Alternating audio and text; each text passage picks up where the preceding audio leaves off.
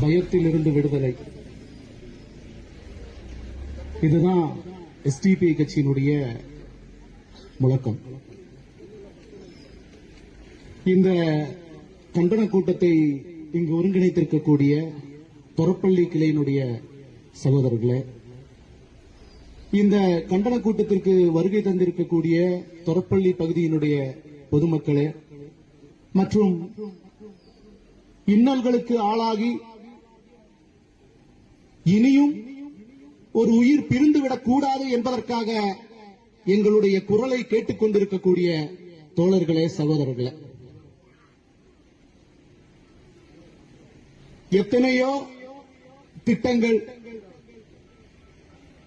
அரசிடம் இருந்தும் மக்களின் உயிர் பிரிவது மட்டும் தொடர்கதையாகிக் கொண்டுதான் இங்கு இருக்கிறது. அறிவியலினுடைய உச்சத்திலே இருக்கக்கூடிய இந்த காலகட்டத்தில் கூட பழமையை மட்டும் நம்பி இருக்கக்கூடிய ஒரு வனத்துறையும் அந்த வனத்துறையினுடைய கட்டமைப்பும் தான் இங்கு செயல்பட்டுக் கொண்டிருக்கிறது. தொடர்ச்சியாக கூடலூர் சட்டமன்ற தொகுதி முழுவதுமே வனவிலங்குகளுடைய அச்சுறுத்தல் என்பது நாளுக்கு நாள் அதிகரித்துக் கொண்டே இருக்கிறது. அதுல குறிப்பா யானை, புலி, கரடி, காட்டுப்பன்றி என்று வரையறை செய்து நாம் வாழவே முடியாத ஒரு சூழ்நிலை இருக்கு.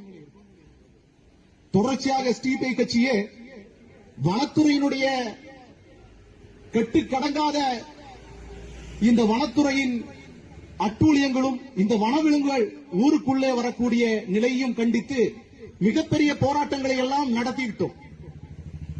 அரசு இயந்திரங்களுக்கெல்லாம் ஒரு எண்ணம் இருக்கிறது, எந்த போராட்டத்தை இவங்க எடுத்துட்டாங்கனாலும் இவங்களுக்கு வேற வேலையே இல்ல, இது சும்மா இவங்களுடைய ஒரு பொழுதுபோக்குக்கான ஒரு போராட்டம், இல்லைன்னா இவங்களுடைய கட்சியை வளர்த்துக்கிறதுக்கான ஒரு போராட்டத்தை இவங்க ஒருங்கிணைக்கிறாங்க அப்படின்னு. இங்க இருக்கக்கூடிய மக்களுடைய வாழ்வாதார நிலை, அடிப்படை வாழ்வாதார பிரச்சனை என்பது எந்த அளவுக்கு கேடுகெட்டு போய் நின்றிருக்கிறது என்பது இந்த அரசுக்கு உணர்த்துவதற்காகத்தான் நாங்கள் இங்கு இந்த போராட்டங்களை ஒருங்கிணைக்கிறோம்.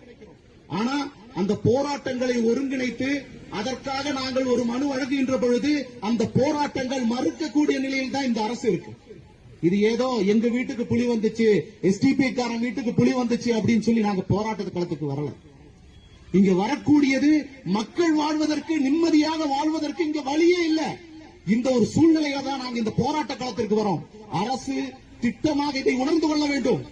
எதற்காக நாங்கள் இந்த போராட்டங்களை ஒருங்கிணைக்கிறோம், எதனால் இந்த போராட்ட களத்திற்கு